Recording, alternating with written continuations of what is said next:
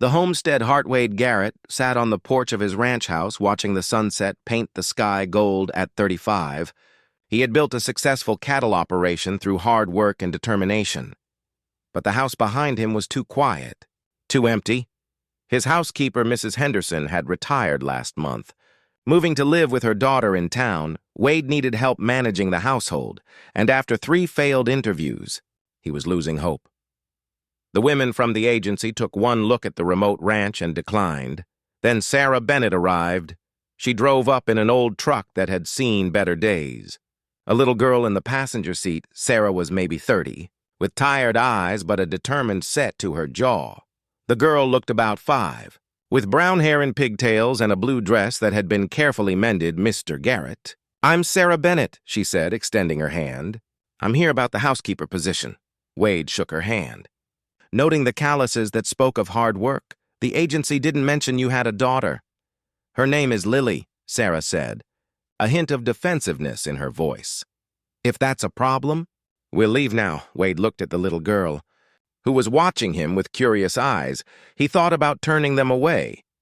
But something in Sarah's face, the mix of pride and desperation, reminded him of his own mother. "It's not a problem," Wade heard himself say. "But I need to know you can handle the work." "I can handle anything," Sarah replied over the next few weeks. Sarah proved her words true.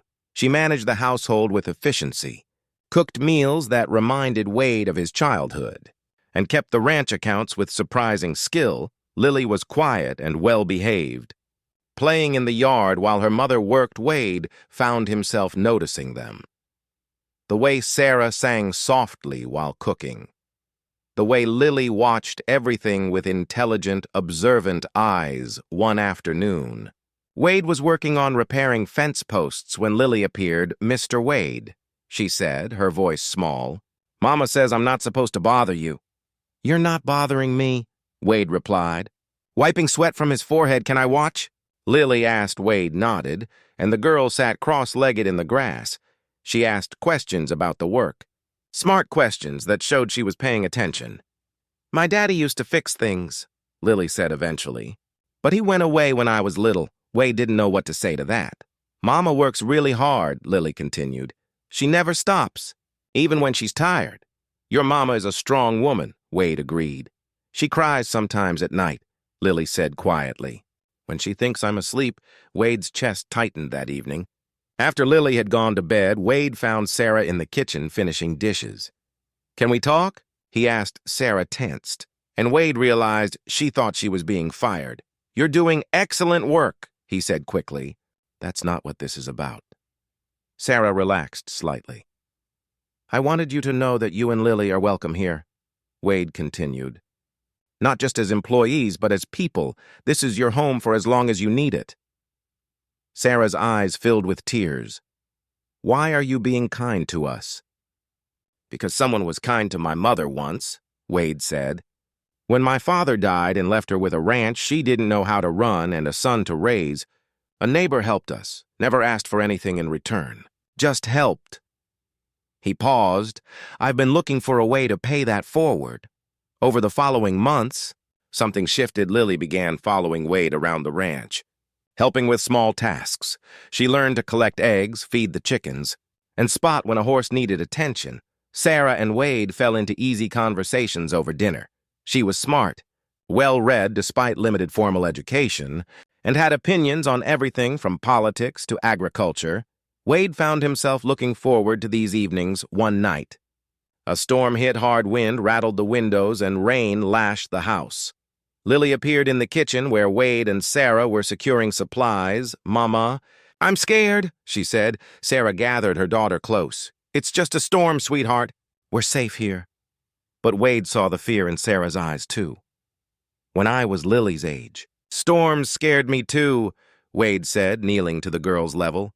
"So my father taught me to count between the lightning and thunder. It helped me understand the storm wasn't as close as it seemed. Can you teach me?" Lily asked. Wade spent the next hour teaching Lily about storms, showing her how to calculate distance, explaining the science in ways a 5-year-old could grasp by the time the storm passed. Lily had fallen asleep in Wade's arms, Sarah watched with an expression Wade couldn't quite read. "Thank you," she whispered. "She's a good kid," Wade replied. "She needs a father," Sarah said quietly, then immediately looked embarrassed. "I'm sorry. I shouldn't have said that. Don't apologize for the truth," Wade said. He carried Lily to her room and tucked her in when he returned. Sarah was still in the kitchen. "I need to tell you something," Sarah said, "about why we're here. Why I took this job." "Wade waited. Lily's father left us with nothing," Sarah explained. "Worse than nothing, he left debts. I was working 3 jobs trying to pay them off and keep us housed. Then I lost one of the jobs and we lost our apartment." She took a shaky breath. "This job, this place, it saved us for the first time in 2 years. Lily has stability." She laughs again. "She's not worried about where we'll sleep." "Sarah," Wade said gently, "I just need you to know how much this means," she continued.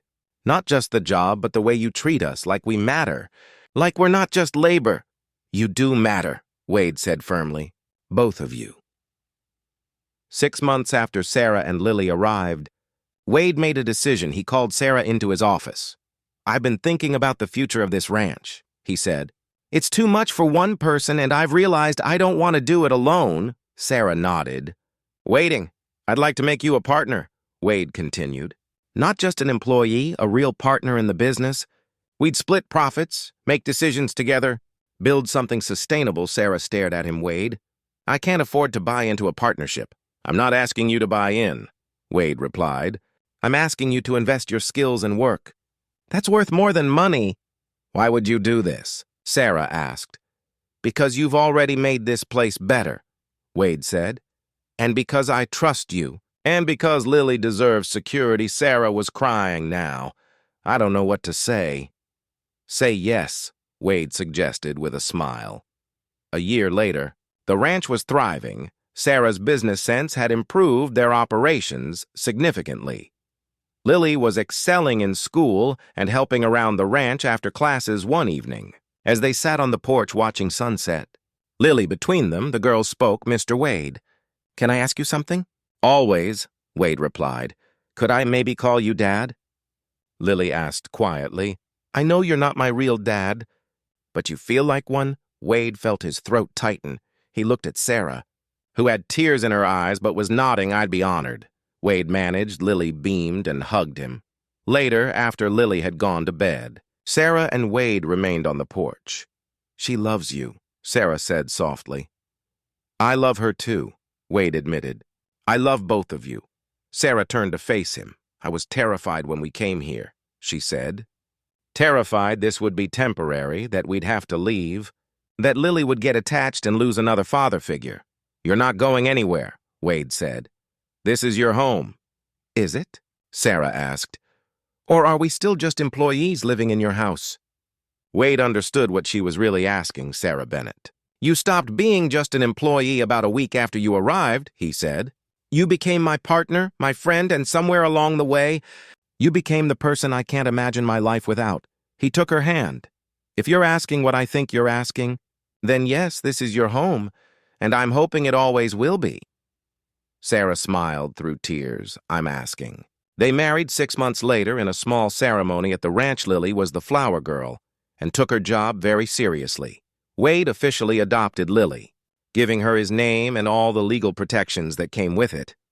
The ranch continued to grow, built on the partnership of 2 people who had both been alone, who had both been struggling, who had found in each other not just help, but home. Years later, when Lily brought her own children to visit the ranch, she would tell them the story about a single mother who took a chance on a remote ranch job, about a lonely rancher who saw past circumstances to the people who needed a chance, about how family isn't always about blood. Sometimes it's about finding people who see you, value you, and choose to build something together. Wade would add that the best partnerships are built on mutual respect and shared work, that love grows from daily choices to show up for each other. Sarah would remind their grandchildren that asking for help isn't weakness, and that the right people will offer it, without making you feel small together. They had built more than a successful ranch. They had built a family, a home, a life of meaning, all because they were brave enough to take a chance on each other If this story touched your heart, please like, share, and subscribe. Leave a comment about a time when taking a chance on someone changed your life.